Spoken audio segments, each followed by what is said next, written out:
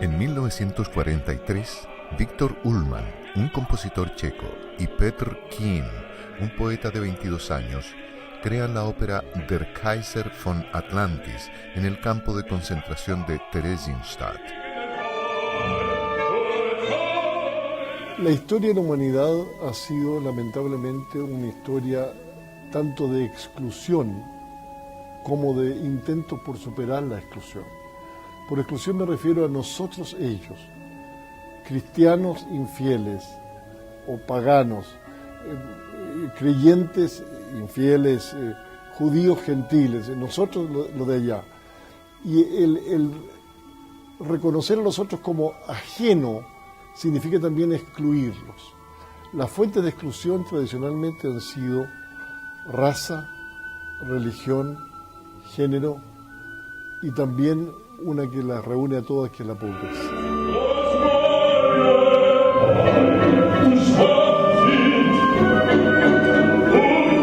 Bueno, yo creo que esta obra tiene la particularidad, sin tomar en cuenta las circunstancias tan desafortunadas, tan tristes, tan trágicas, en que la obra fue escrita, yo creo que de parte del compositor y de parte del libretista, yo creo que esta es una obra que tendría que valer por sí misma, totalmente independientemente a las circunstancias en que fue escrita. El autor de esta ópera quizás tenga, y eso es lo que más me impresiona, es la historia más trágica dentro de lo que es la historia de la música. Él fue hecho prisionero y estuvo primero en el campo de concentración de Theresienstadt, donde se le nombró cruelmente director de la orquesta de ese campo de concentración. Y de ahí surgieron muchas obras, el concierto de piano, los cuartetos de cuerda, otras óperas, este mismo Kaiser de Atlantis, ¿no? Posteriormente a Ullmann se le trasladó al campo de concentración de Auschwitz. Desgraciadamente Ullmann, que pudo haber llegado a ser un Zemlinsky, un Mahler, por ejemplo, ¿no? fue gaseado, como decían, que es una palabra muy horrible, ¿no? 1 mes o 2 meses antes que terminara la guerra. Algunas partituras sobrevivieron, así que me alegro profundamente de poder volver a hacer esta ópera y de presentarla al público, y siendo una obra tan tremendamente conmovedora, no solamente por la música, ¿no?, sino que por la historia misma de quien la escribió.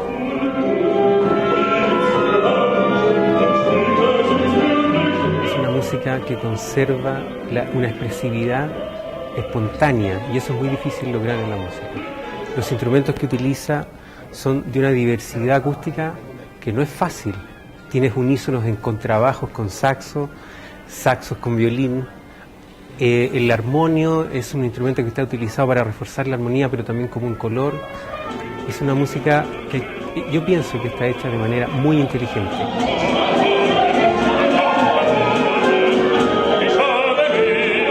Vocalmente esto es una ópera que se puede considerar como de cámara. Se hace o con una orquesta muy pequeña o con un ensamble. La ópera en sí es una ópera de números, no tiene duetos, tercetos, no es una ópera que va hilada siempre. Lo que sí va hilado, ¿no?, es a través de lo que es el Lautsprecher o recitativos diferentes.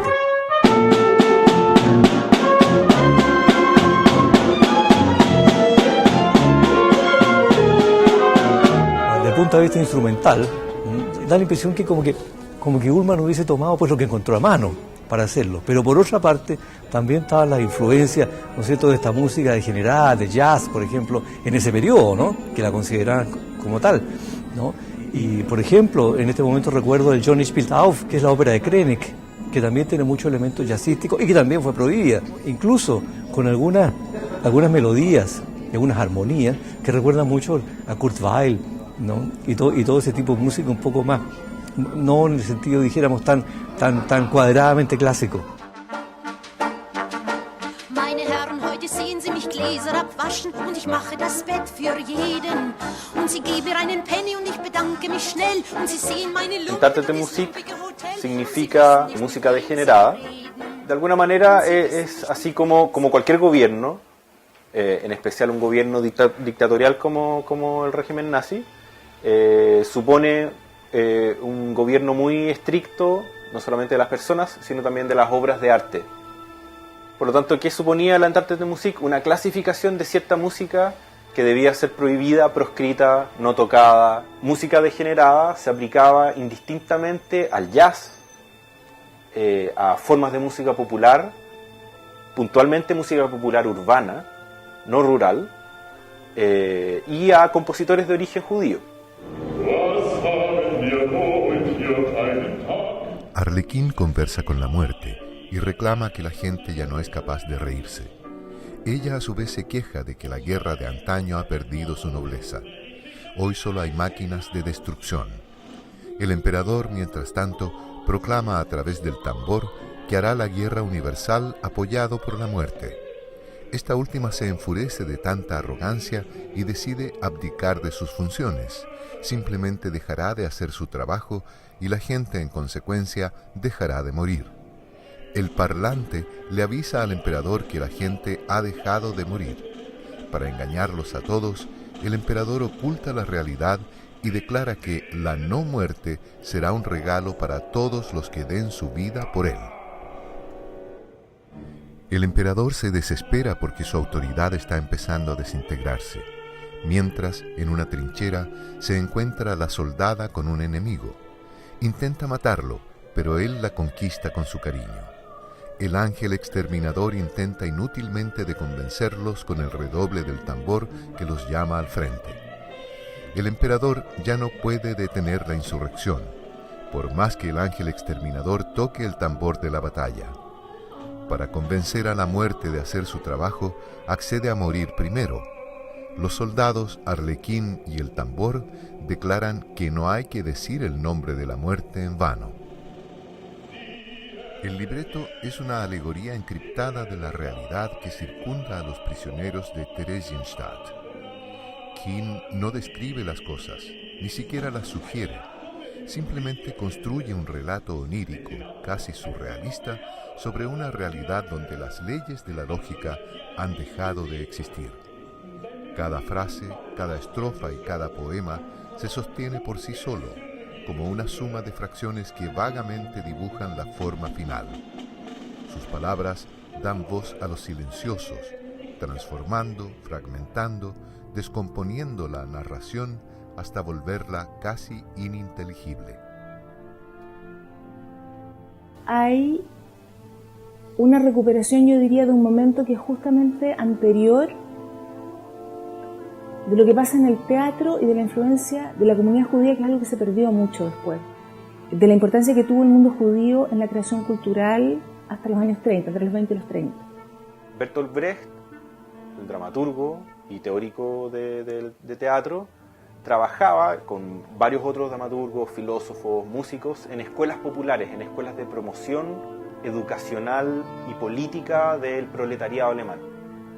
Entonces, uno ve el caso de la ópera 3 centavos, que sería un referente muy claro para el Kaiser, de una obra donde se hace uso de músicas populares, de músicas de radio, pero especialmente músicas propiamente populares urbanas. Por así decir, ese es el folclore del proletariado. Y aquí hay que hacer también una diferencia entre obrero y proletariado. El proletariado es el obrero consciente de su propia clase, por lo tanto, la gran diferencia, y esto es la historia política del siglo XX, entre el campesino, el hombre rural, que tiene origen, tiene tierra, tiene tradiciones. El obrero de ciudad moderna, industrial, no tiene tradiciones, no tiene origen, viene de cualquier parte. En ese sentido, de suyo, el obrero es un judío, un exiliado. Nunca está en el lugar que le corresponde porque no hay lugar que le corresponda. En ese lugar es donde trabaja Brecht, Walter Benjamin, y sin duda, con lo poco que se sabe de Víctor Ullmann, Ullmann también. Es muy difícil entender esa ópera sin entender la relación de Quinn y de Ullmann con la filosofía hermética. O sea, creo que justamente lo que uno entiende ahí de la relación con la muerte y esta posibilidad de un mundo sin muerte o de que uno pueda entregarse a la muerte y que eso sea visto como una forma de trascendencia, tiene que ver con una filiación filosófica muy potente en ese minuto. Victor Ullmann nace el 1 de enero de 1898 en Teschen, una ciudad que a la sazón pertenecía a Austria. Creció en Viena, donde recibió una excelente educación humanista y artística.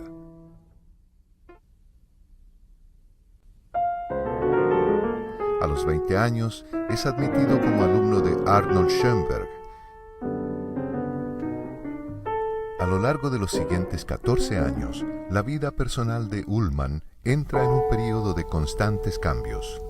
Por un tiempo vivió en Aussig, Zúrich, Praga, Viena, Stuttgart y Praga nuevamente. Durante esos años compone innumerables obras en las que explora libremente la armonía tonal y la estructura dodecafónica. En 1942, Victor Ullmann es trasladado al campo de concentración de Theresienstadt, donde se convierte en un activo partícipe de la vida musical. El 16 de octubre de 1944 es transportado al campo de exterminio de Auschwitz, donde muere en la cámara de gas 2 días después.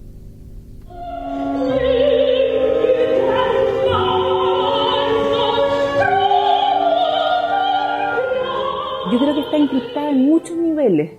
Está encriptada respecto de esta filosofía a la que se refiere, está encriptada respecto a cómo recoge la tradición cultural de los últimos 30 años en particular en el mundo germanoparlante y cómo la resitúa ahí a través de estos mecanismos de retomar el Arlequín, con la relación con Brecht, con la relación con esa cultura del vodevil también, del teatro musical, que aparece, pero aparece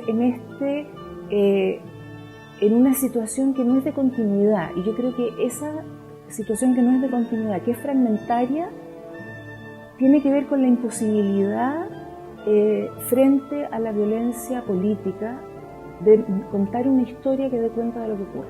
Más que construirse como una historia que representa lo que está ocurriendo violentamente, lo que hace es llevarnos a los restos de esas culturas.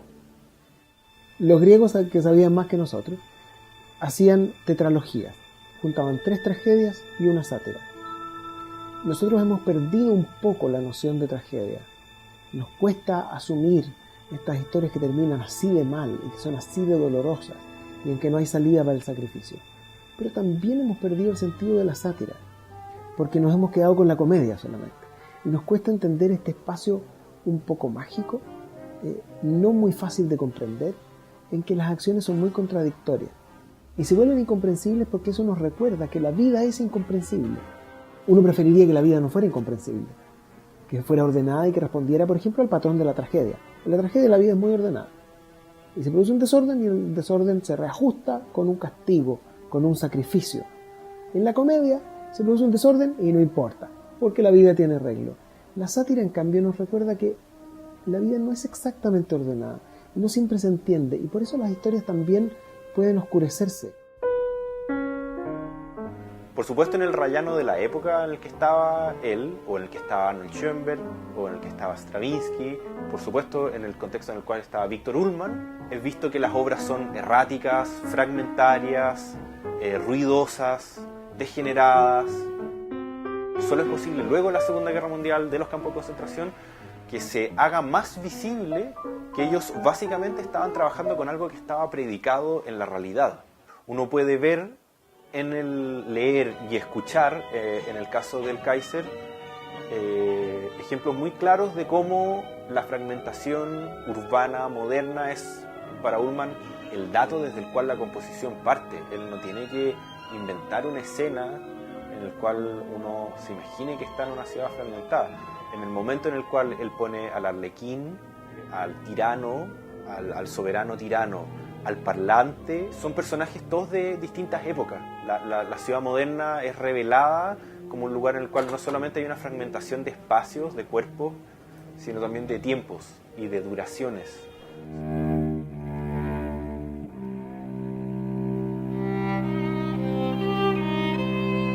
Sabemos que en los campos de concentración y también en otras experiencias represivas, los intentos por darle sentido a la experiencia eran duramente castigados. O sea, uno podía, por ejemplo, tocar para divertir a los jerarcas, tocar música, pero la idea de reflexionar o componer un poema podía ser castigada con la muerte inmediata.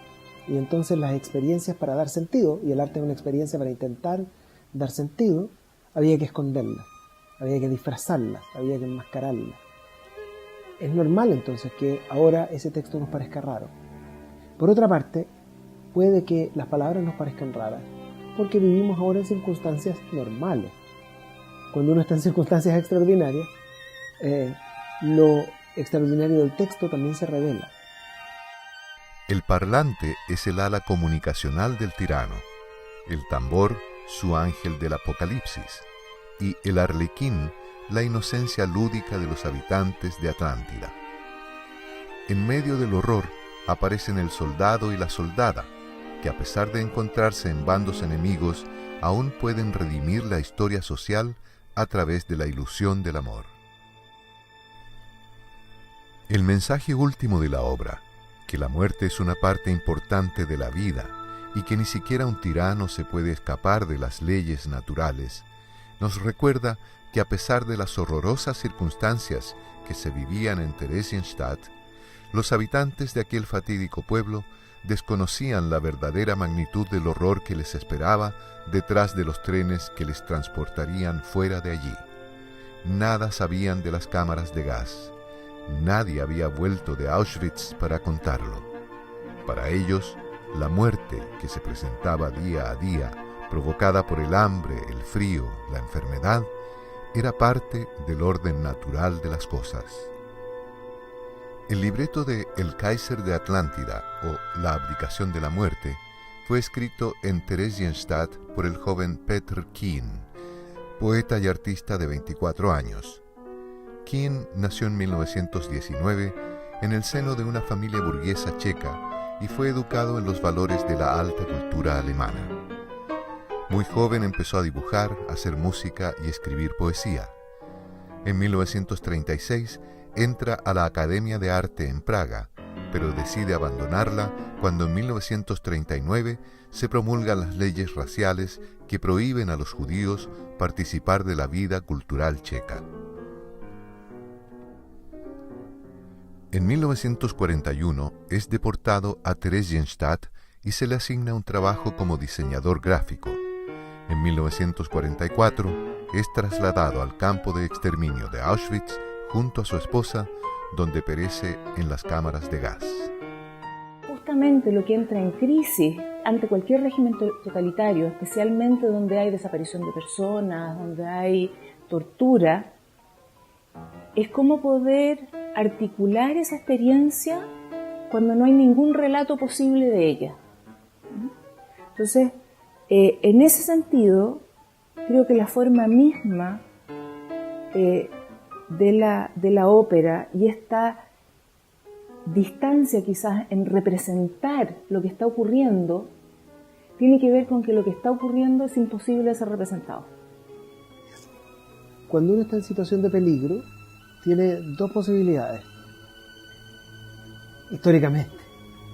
Tratar de hacer valer su derecho siendo lo más escrupuloso posible en la información, o oscurecerlo todo, porque no hay salida, porque es más peligroso todavía.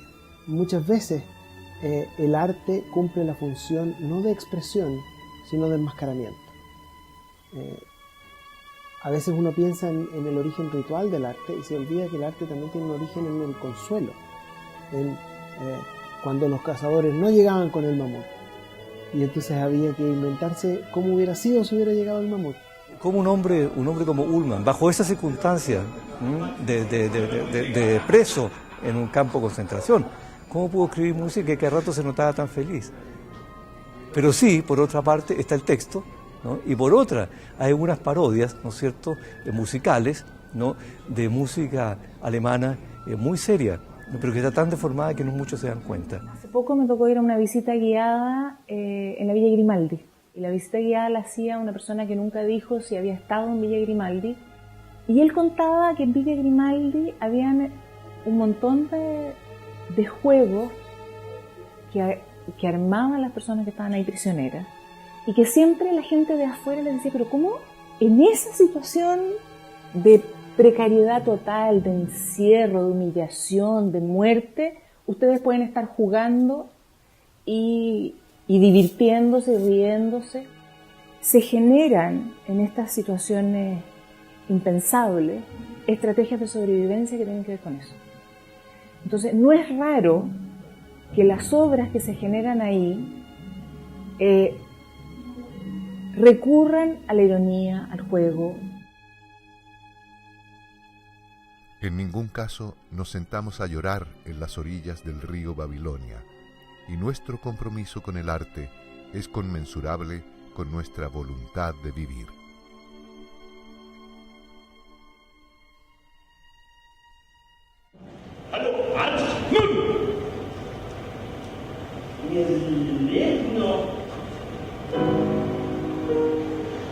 Sobre la sátira política, hay que decir que el humor es una forma de elaborar lo que no se puede elaborar, de hablar de lo que no se puede hablar.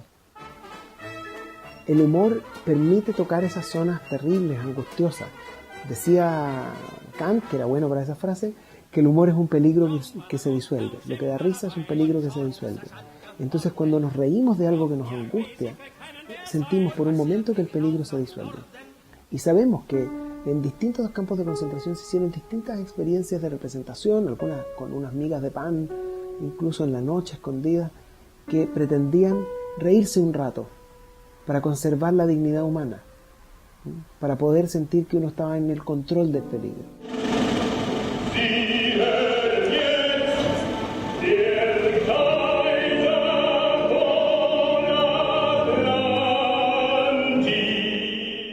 ¿Qué hace que las personas se dejen llevar por un liderazgo eventualmente que represente precisamente este fanatismo, este paroxismo? La historia leída o vivida y la intuición le sugieren a uno que en definitiva hay una debilidad personal en el sentido de confiar que otro se haga cargo de uno. Los seres humanos somos gregarios, necesitamos pertenecer, y la gente que no tiene como pertenencias muy afectivas, muy sólidas, muy nutritivas, de repente se mete en esta locura de las masas en que haces una adhesión a algo porque te implica una pertenencia, porque además caen en todas estas cosas de ponerse símbolos, uniformarse, que tiene que ver con que la pertenencia te da una cierta seguridad. Cuando tú perteneces a algo, estás más seguro. Entonces hay gente que es muy insegura, que tiene sus necesidades básicas emocionales muy insatisfechas, de repente busca, porque ahí encuentra un cierto grado de identidad y de cercanía con otro. Un pueblo puede en algunos momentos sentirse con una desazón tan profunda acerca de su sentido, de su destino, de sus posibilidades de buena vida, que entregan su destino en manos de una especie de padre superior, un mesías o un líder delirante que los lleve a buen puerto o hacia una gloria o hacia una visión escatológica en el sentido de milenarista, porque recordemos que el Tercer Reich se planteaba como conducción de la humanidad a un destino superior guiado por una raza precisamente más elevada y que iba a durar 1000 años. A mí me parece que los sistemas que no trabajan con la diversidad o con la tolerancia, que trabajan con verdades absolutas, son tremendamente peligrosos. Son peligrosos porque crean este tipo de personalidades que se sienten omnipotentes, que se sienten con derecho sobre la vida de los otros, sobre la creencia de los otros, sobre lo que tienen que hacer los otros. Por eso las culturas que educan muy autoritariamente son muy peligrosas, porque son caldo de cultivo para el fanatismo. Mussolini, Stalin, Hitler, pero Napoleón de Artes se mira a sí mismo, se observa a sí mismo como un artista, como un artífice.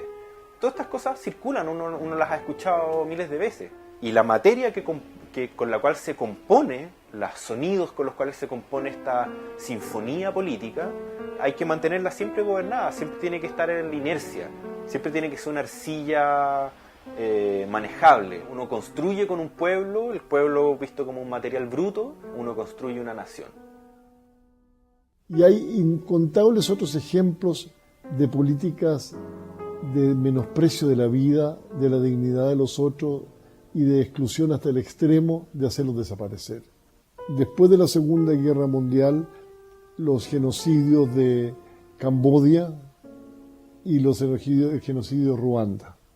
Y finalmente Darfur, en el sur de Sudán, que es el más reciente que se tiene en memoria.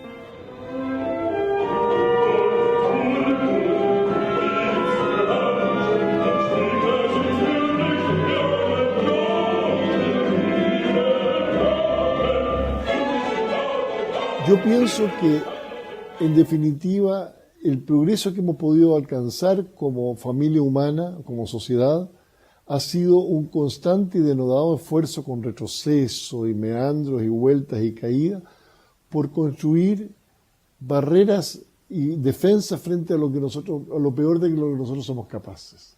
Y Montaigne, el gran ensayista francés del siglo XVI, decía: nunca he conocido mayor monstruo ni milagro que yo mismo, ambas cosas. El monstruo y el milagro están en todos nosotros. Se trata de contener al monstruo y de fomentar el milagro.